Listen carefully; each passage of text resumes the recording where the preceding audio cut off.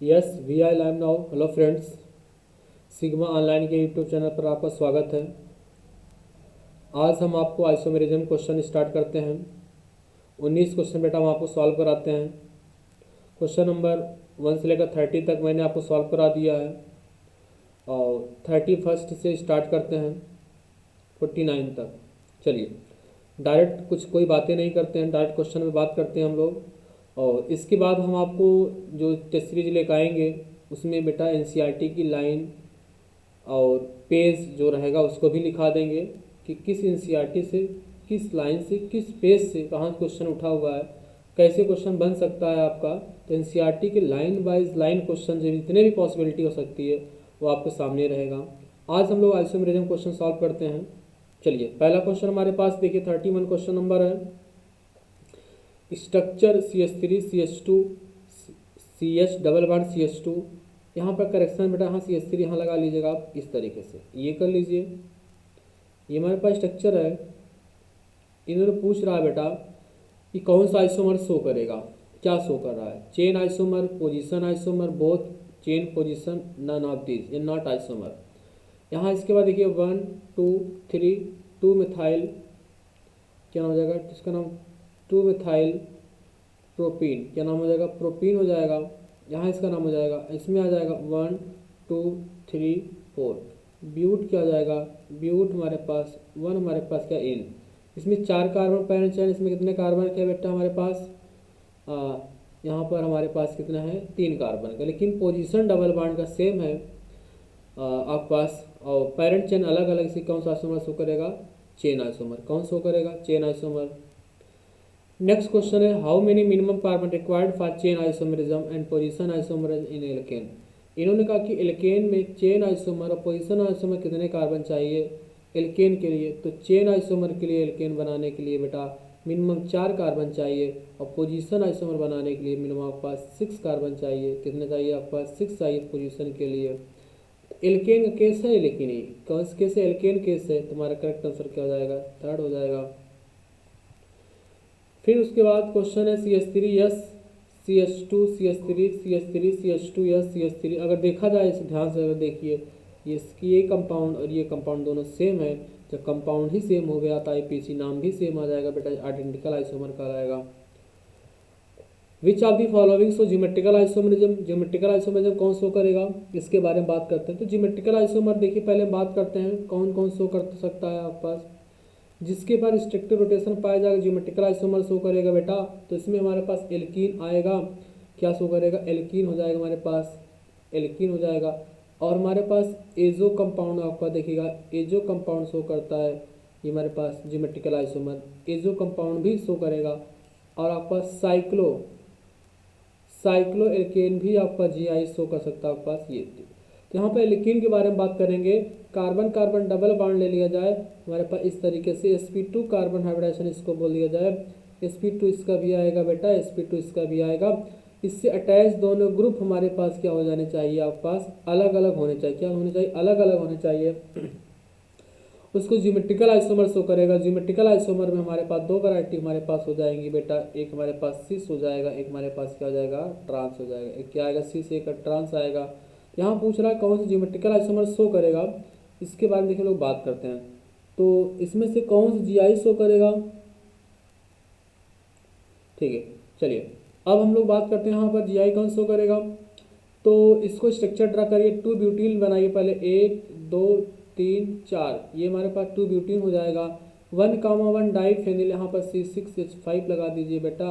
और यहाँ क्या शो कर रहा है आपके पास, C6 आपके पास क्या काम करिए, C6H5, ये फेनिल कंडीशन हो जाएगा।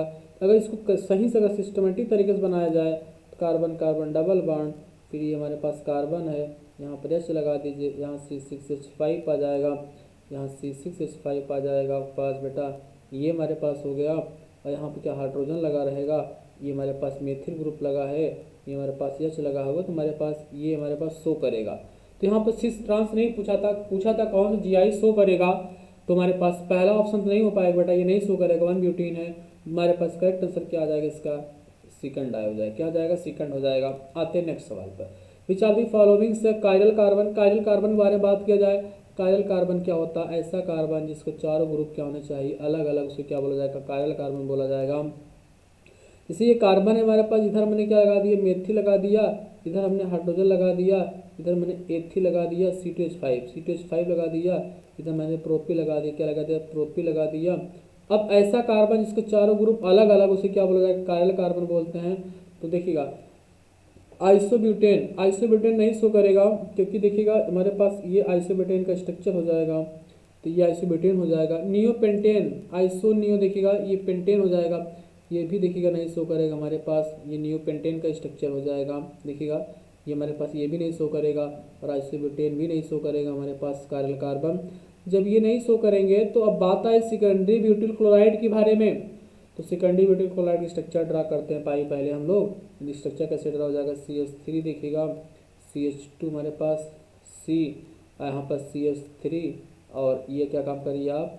Cl लगा दीजिए, यहाँ लगा दीजिए, H लगा दीजिए।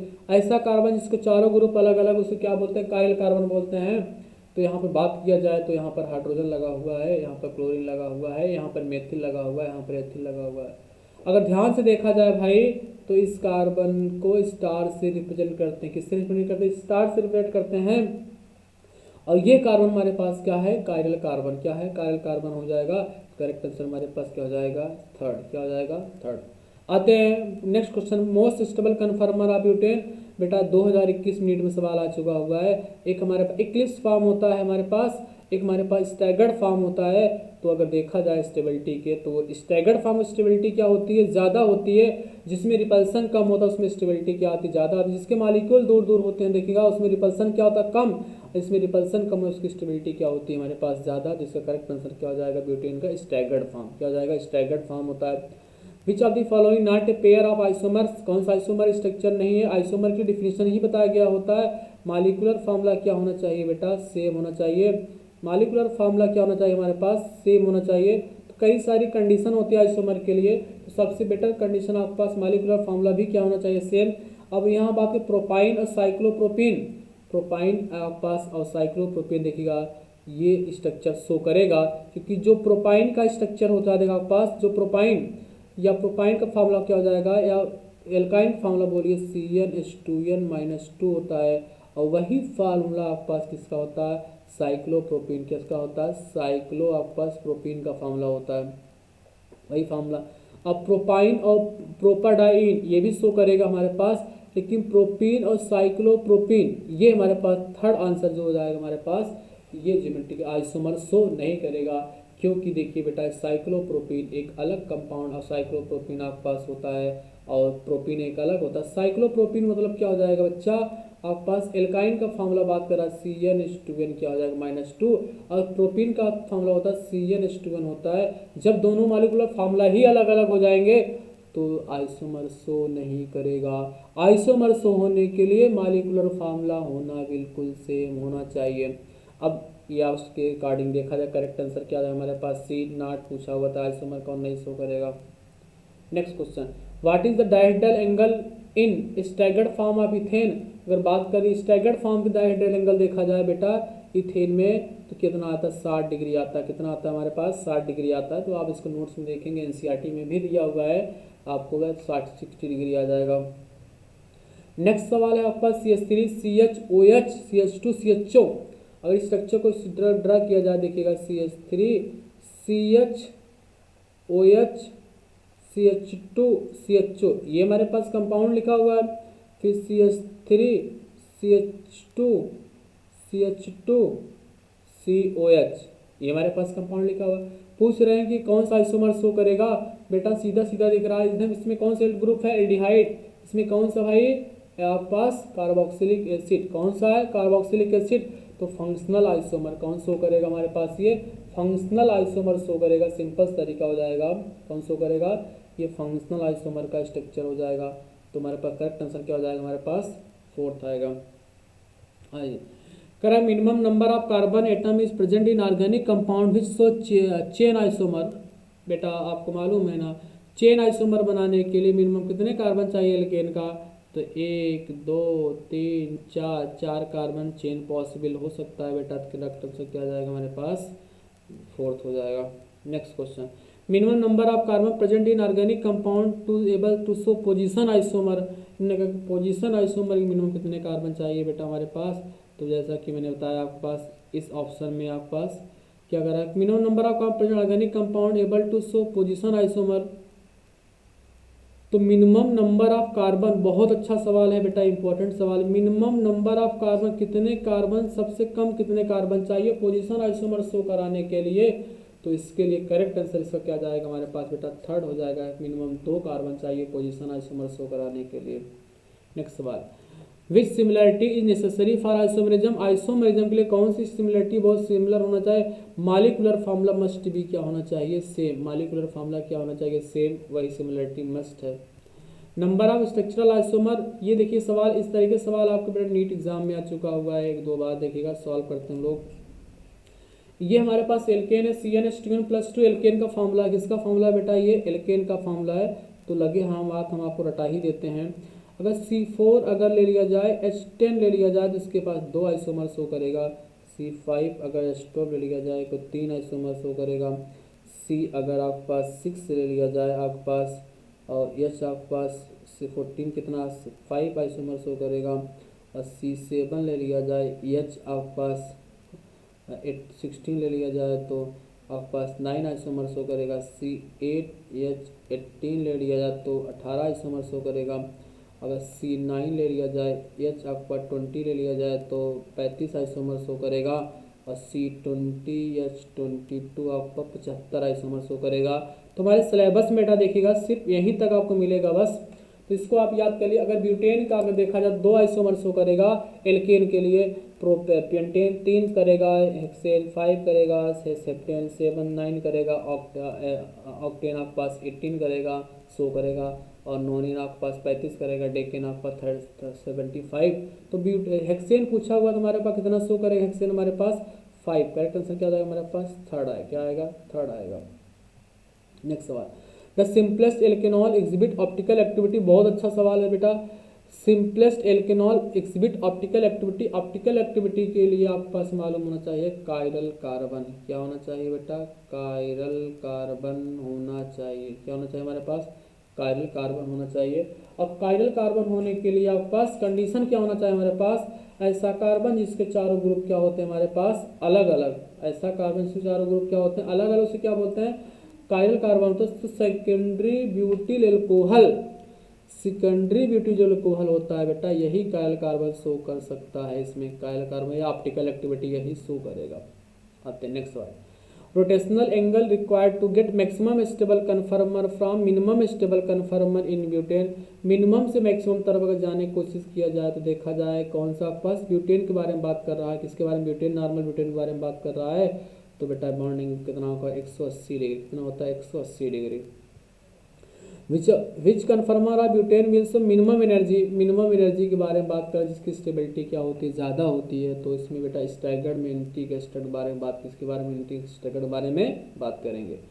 Which of this show is not chiral. कौन सा कायरल नहीं है, आपको मालूम होना जिसका चारों ग्रुप अलग अलग नहीं हो, कायरल नहीं होगा। तो यहाँ पर बात किया जाए आपके पास कौन सा कायरल नहीं है, तो 2 ब्रोमो आपके पास देखिएगा, 3 ब्रोमो जो भी लिखा आपके पास पेंटेन के बारे में बात करती है, 3 ब्रोमो पेंटेन के बारे में स्ट्रक्चर ड्रा करिए, या 2 ब्यूटेनॉल बनाइए। बस देखिए 1 2 3 4 ब्यूटेनॉल देखिए बना लीजिए आप। इधर CH3 हमारे पास है, इधर हमारे पास है। अच्छे ये कायरल कार्बन शो करेगा, क्या शो करेगा कि बेटा इधर CH3 है हमारे पास, इधर से लगा दिए, इधर से लगा दिया, ये हमारे पास कायरल कार्बन शो करेगा। 2,3 ड्राई ब्रोमो पेंटेन, 1 2 3 4 5, 2,3 यहाँ पे Br लगा दिया, यहाँ पर Br लगा दिया, और ये हमारे पास CH3 हो जाएगा, ये हमारे पास CH3 हो जाएगा, इधर हमारे पास CH हो जाएगा, इधर हमारे पास H हो जाएगा, तो CH2 लगा दिया। तो ये भी कंपाउंड देखा जाए तो आपके पास शो करेगा कायरल कार्बन, ये भी शो करेगा।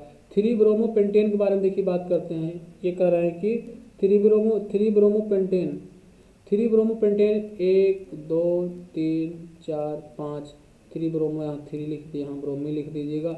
ये नहीं शो करेगा बेटा। इधर देखिएगा एथिल ग्रुप लगा हुआ है, इधर एथिल भी दिख रहा है। तो ऐसा कार्बन जिसके चारों ग्रुप क्या होने चाहिए अलग अलग, उसे क्या बोलते हैं, कायरल कार्बन। क्या उसको बोलते हैं, कायरल कार्बन। तो मैं इसके चारों ग्रुप अलग नहीं है, इसलिए कायरल कार्बन इसके पास नहीं है। चलिए नेक्स्ट क्वेश्चन पर, among the following which one can meso compound. Meso compound की कंडीशन क्या होना चाहिए बेटा, 2 कायरल कार्बन होना चाहिए, क्या होना चाहिए, 2 कायरल कार्बन होना चाहिए, 2 कायरल कार्बन होना चाहिए, और 1 प्लेन ऑफ सिमेट्री होना चाहिए, क्या होना चाहिए, 1 प्लेन ऑफ सिमेट्री होनी चाहिए, 1 प्लेन ऑफ सिमेट्री होना चाहिए, 2 कायरल कार्बन होना चाहिए और 1 प्लेन ऑफ सिमेट्री होगा, वही आपके पास शो करेगा मीजो कंपाउंड। क्या शो करेगा, मीजो कंपाउंड वही शो करेगा। और इंटरनल कंपनसेशन इसका क्या होता है, 0 होता है आपके पास, इंटरनल आपके पास इंटरनल कंपन आपके पास कंपनसेशन क्या होता है, देखिएगा इनका क्या होता है, इंटरनल कंपनसेशन का क्या होता है, 0, क्या होता है, 0 होता है। तो इसके हिसाब से अगर देखा जाए इसका करेक्ट आंसर क्या आ जाएगा, तो हमारे पास करेक्ट आंसर क्या आ जाएगा, तो अगर स्ट्रक्चर यहाँ पर ड्रा करिए तो CH3 देखिए, CH3 आपका सेकंड ऑप्शन चेक करिए पहले, CH3 CH यहाँ पर OH, फिर आपके पास CH, फिर आपके पास OH, फिर आपके पास CH3। देखिए इसके पास कायरल कार्बन देखिए बेटा दिख रहा है, कायरल कार्बन एक ही है, कायरल कार्बन एक ही है, एक प्लेन ऑफ सिमेट्री पाए गए। तो इसके बाद 2 कायरल कार्बन है आपके पास, और 1 प्लेन ऑफ सिमेट्री क्या है, 1 प्लेन ऑफ क्या है, सिमेट्री, 2 कायरल कार्बन है और 1 प्लेन ऑफ सिमेट्री है, इसीलिए सो आपके पास क्या शो करेगा, सो आपके पास ये मीजो कंपाउंड, सो मीजो कंपाउंड, ये मीजो कंपाउंड शो करेगा।